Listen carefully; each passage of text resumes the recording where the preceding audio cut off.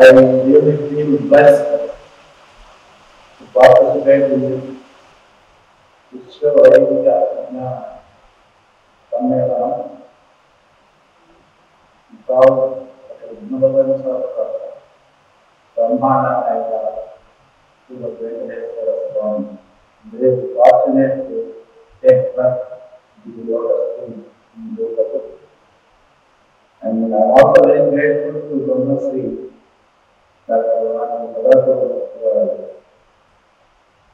Vice Chancellor of the Venkateswara University, Dr. Nandini Bhagat, Jnana विश्ववैदिक विज्ञान सम्मेलन विराजितम् आत्मसप्तगिरीशं श्री वेंकटेश्वरमाश्रये आत्मसप्तगिरीशं श्री वेंकटेशमहं भजे ब्रह्मांड स्थिति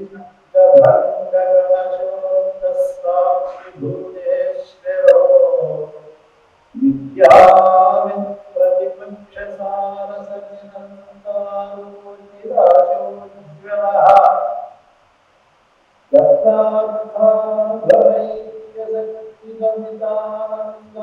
दत्तार्थाभवैक्यशक्तिगमितानन्दामयान्नाय सज्जारी केवलहं पूमिति नारायणस्तं भजे.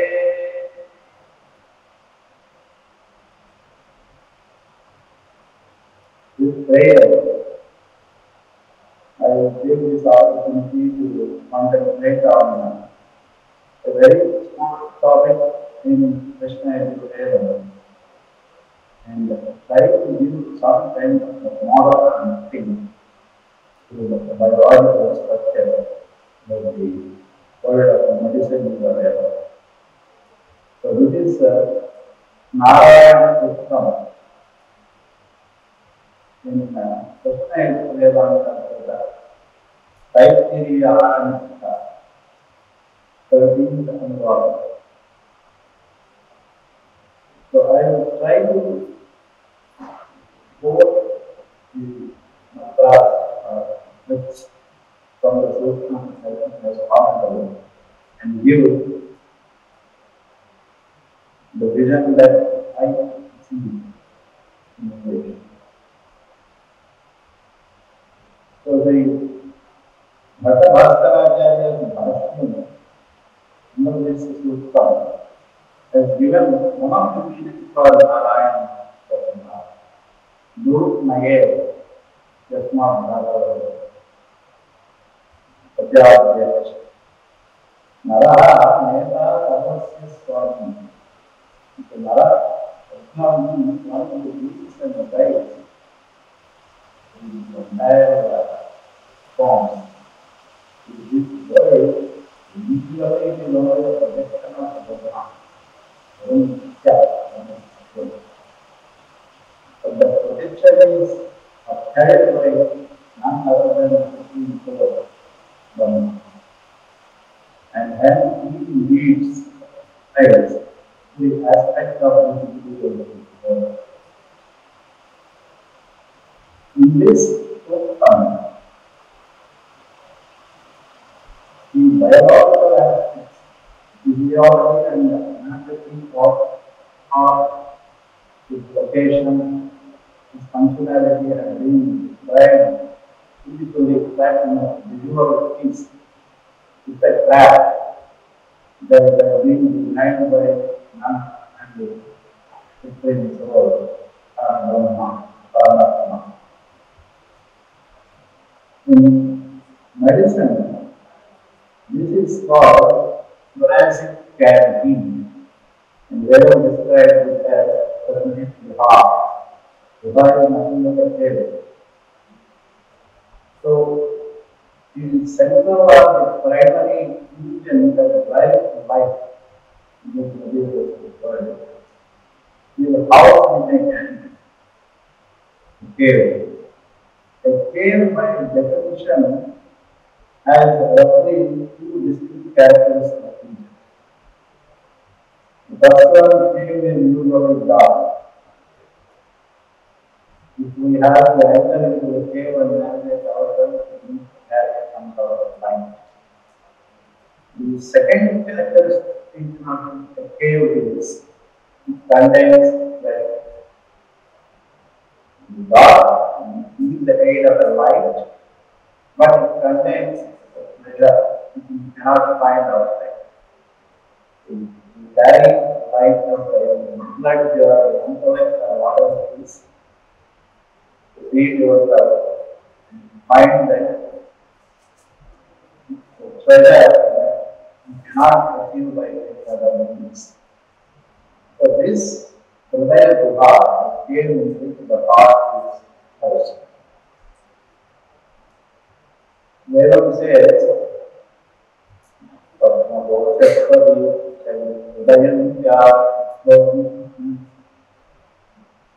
it seems inside the heart is actually resembles an inverted lotus, a dome facing down. And it is a Padma.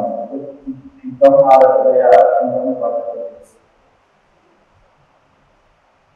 And even if we try to open up this cage, thoracic cage, and try to look into that, almost 100% it can be mapped like it resembles a lotus in an inverted shape.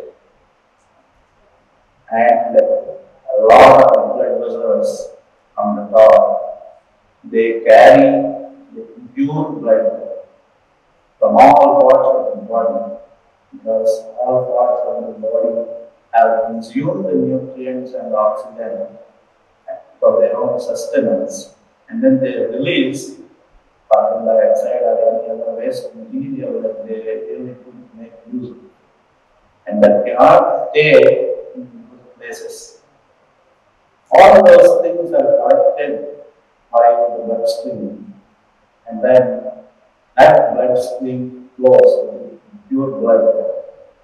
For the lack of any other word, we have to call it Brahma consciousness, nothing called specifically but with the vocabulary and understanding in other languages, I will limit myself to that kind of knowledge. The impure bloodstream enters the upper right chamber of this heart.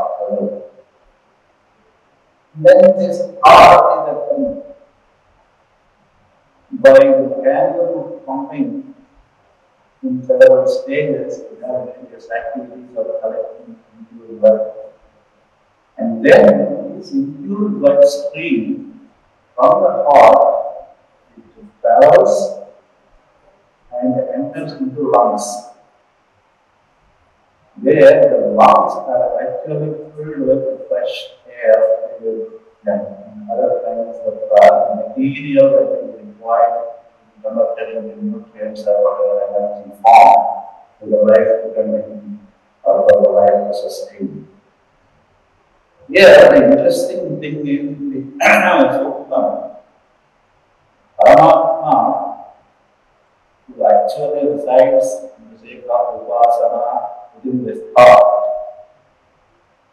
is described as Kavi. Kavi means one who knows everything, one who has actually designed everything, one who has control over everything, one who administers everything, one who governs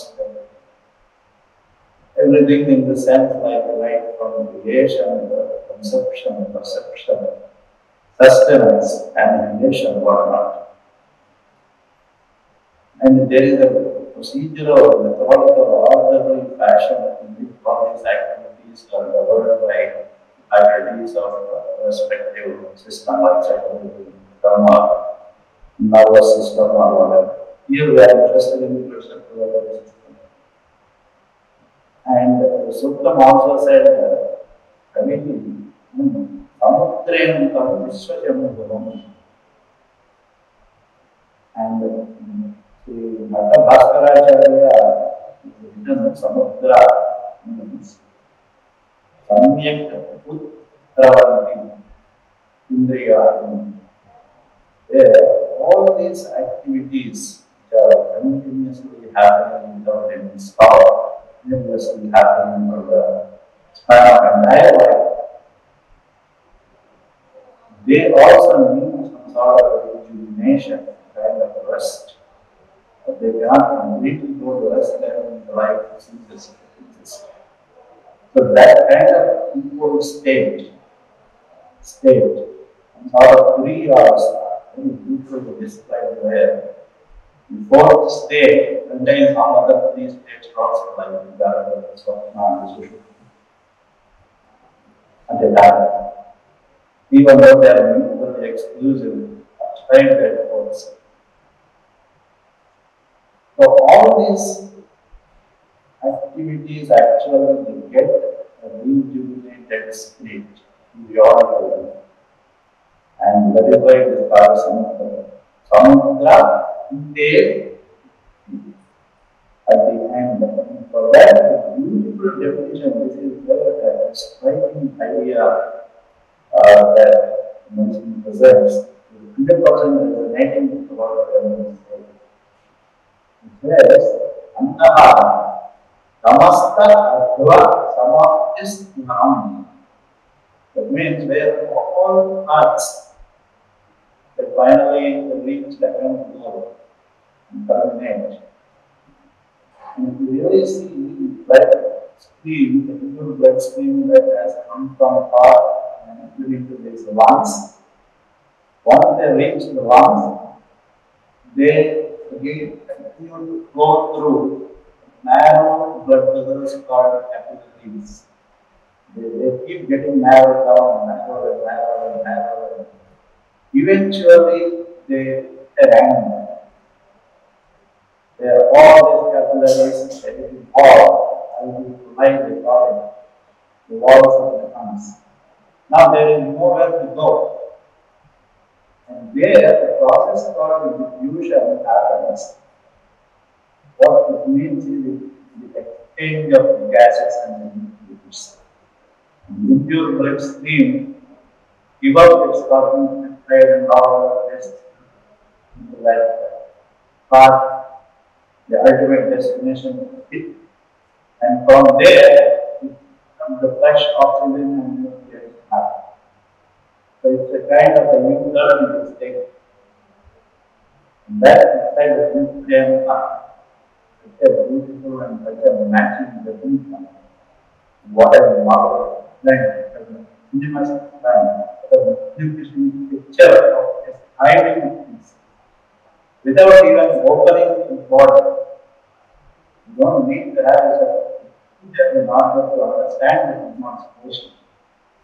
Like the drama, the picture, the motion picture, they don't have to describe. Just this blood stream, we call it as impure, by virtue of its journey to war and coming back, is developed as impure. And that is the Samudrayanta. Samasta, good, Samaptistam. All words, they have reached their culmination point. The darshan of Paramatma. I will see even in Purana, in Ramayana and so on, has taken Parama. So many sadhakas who have been waiting for Alpas, once they have had the darshan of Paramatma, what will they? So many Maharshis. Nobody knows how often they have been. That means all those parts really reach the destination. And then they got that into the one and stuff. Like this, there are so many other aspects of real blood circulatory system. In this case, particularly the thoracic cavity, as we described. In order to maintain the rhythm from the heart until there is a term designed for action potential. Electricity is generated periodically in impulses through millivolts of electricity. And that is the one that sets the pace. Because here, the Supreme Soul, all these things happen. There is no external thing, there is no external mechanism intervening, and it never stops. And another aspect to observe here is where this Paramatma will tell you just upholding the projection of himself, and that projection turns into the problem. He is only a Sakshi Bhuta. The other part where to me of this, not instrument, or not even materialistic or so, the example for that is, as I said, when you include blood flows in to one gluten and gets purified. In this whole process, that purified blood is not visible by anybody remote, not by the lungs, not by the kidneys, not by the water. When it comes back to water, the hot water doesn't consume it right away. So I started to once the purified blood is pumped back into heart, then every other part of the body will get their own share. In that, heart also will get its share. It's not that when you are just going around my path, I can take my share by that. The real is completely sovereignty of Paramatma. And Uttam also said, Amayati Samvisham Apadataramastagaha. The temperature is maintained in uniform fashion, through the word fashion, from the tip of the head to the sole of the toe. Apadataramastagaha. It is moving. Some sort of signal, some sort of activity is happening throughout the body to maintain exactly regulated temperature. We might feel cold or hot outside, inside the body, perfectly maintained. That is called health. And such a Paramatma who is sitting in the innermost deep of that cave, in that cupboard, is just a light, brilliance of and not a person or anything. But very brilliant. It can only be experienced, plain, cannot be arranged, cannot be put in words. Words get limited, pictures get limited, experience is immense. There is no limit to that. And it is all sufficient and solved by itself. Paramaskara. The same Paramatma, the Brahma, the Shivaha, the Harihi, the Indraha, the Akshara, the Paramaswara. Completely independent, free. There is no Paramatma Tattva. It is not obeying anybody else's command. Man itself. Even when it wants to see itself and relates itself and take a different form of expression, still done by its own will. Nobody else can do. So, the born going like this itself is such a great more one aspect of either art or circulatory system. If we can delve into the ocean of the weather of so many symbols getting immersed into this weather of the experience cannot contemplated beyond imagination. So this is only a glimpse of what the Veda present to us. All it needs is a sincere inquiry, a sincere mind, not to go out and keep on touching about this materialistic world, but